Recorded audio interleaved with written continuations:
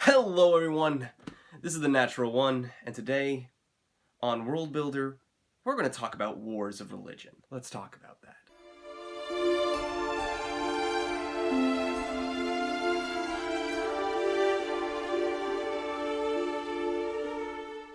Wars of religion. This is a topic that I have rarely seen done right in most media, and rightfully so. They're extremely complicated. How can you properly summarize or tell a tale of a realistic war of religion? In most media, what we see is the good, lawful God going to war against the evil abomination of hate and bloodshed that is the evil God. The good, of course, being clad in blue and gold and everything perfect, and the bad God clad in red. We all know it's not that simple, but we keep doing that. It is a bit of a crutch, but it works for some worlds.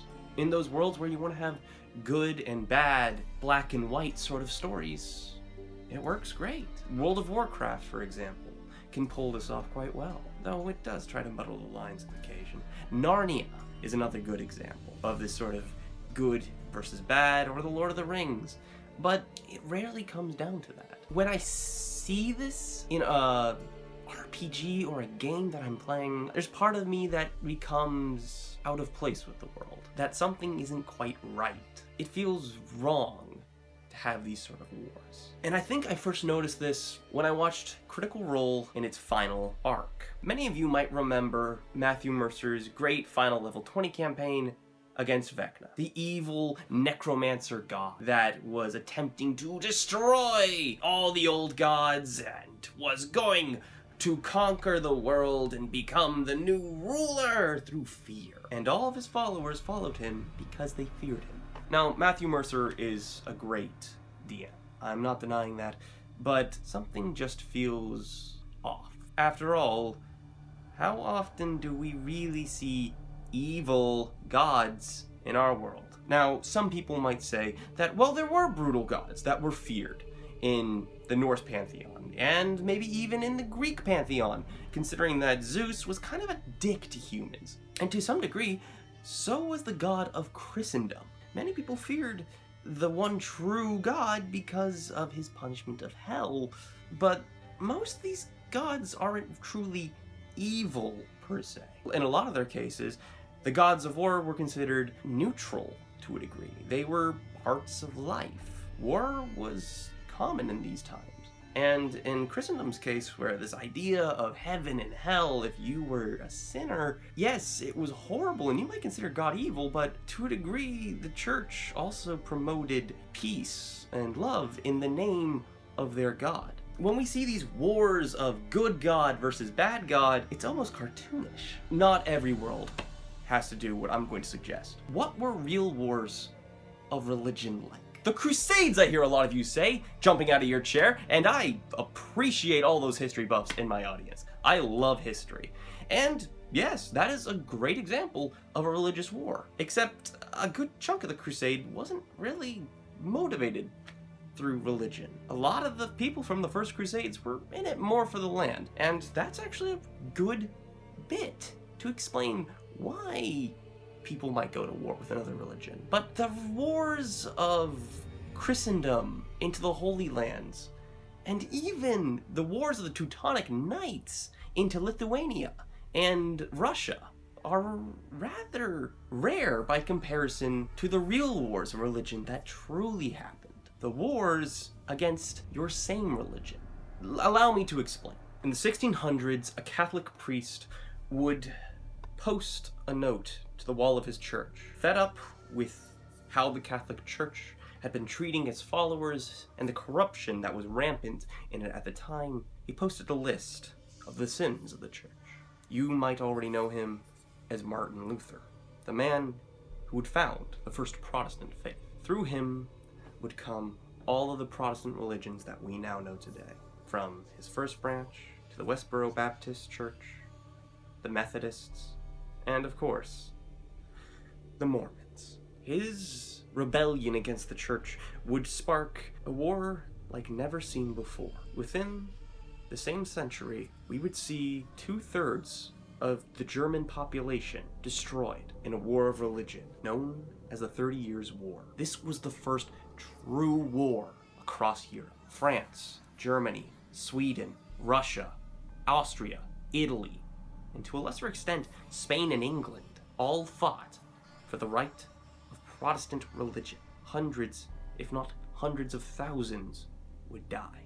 In the end, Germany would stumble out bloodied, with the new Protestant religion of Martin Luther still clad in its hands. And the Protestants would slowly but surely cover the entirety of Europe. Many more wars would be sparked because of this new religion. These are what truly are wars of religion, or at least the most common wars of religion we see. We see these conflicts rise up in the religion of the Muslims, the Jews, even some pagans, including as far as the Aztecs themselves, and even the Buddhist religion. The religion, by the way, which promotes peace and prosperity, had wars fought over how it should be practiced. That is the most common form of wars of religion. People fighting over how their God should be worshipped, how he should be seen, how do you respect and honor him?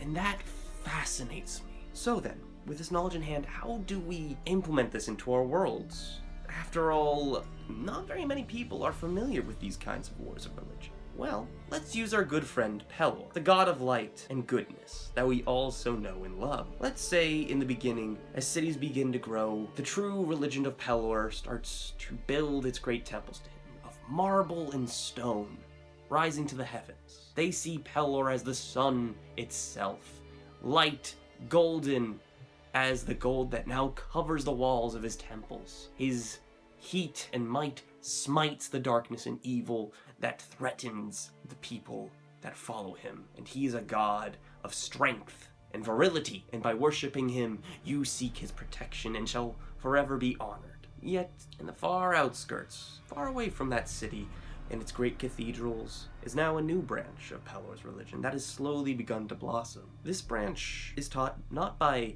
a great man in a white cloak, dazzled in yellows and golds to represent the sun itself, but instead is taught by a humble preacher in the fields. These people see Pelor as more of a father figure, as a god of agriculture. He still has those essence of protection, but is more seen in a rural environment, letting his followers prosper and rise up. Both are technically good religions. Yes, you have right to fear Pelor, but for the most part, what he does is good, and neither is truly wrong. Yet, conflict will occur.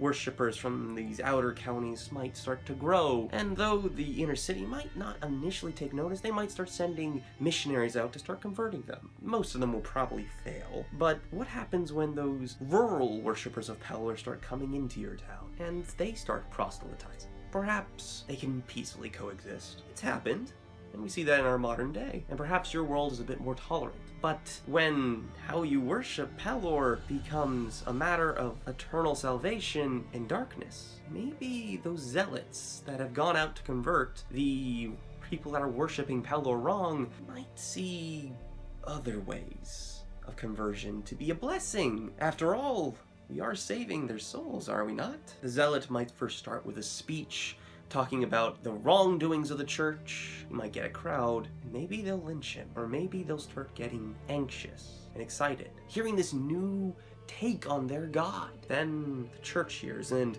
several worshippers who were in church that day start to come out. They start getting angry, and more angry people start coming. People start to come and look at what this exactly is. Somebody draws a knife. And we all know where these riots go. Bloodshed. In time, the new cult to Pelor will start to infiltrate its ways into noble houses, maybe even to kings. Ambitious people will start taking up this call of the new cult of Pelor for their own ambitions. But now you have a war of religion on your hand. What is the true Pelor?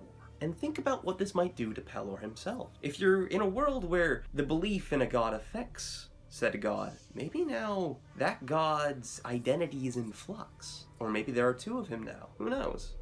That's for you to decide. But the one thing you can be sure of is that inevitably war will start. And wars of religion are not simply relegated on my god versus your god, but to your god and everybody else worshiping your god in a different way. My name is Michael. I hope you enjoyed this video, and as always, if you enjoy it, leave a comment, like, all that jazz. And if you want to talk more about it with me, go to my Discord down below. I've enjoyed making these, and I hope to be seeing you in the next video. Have a good day.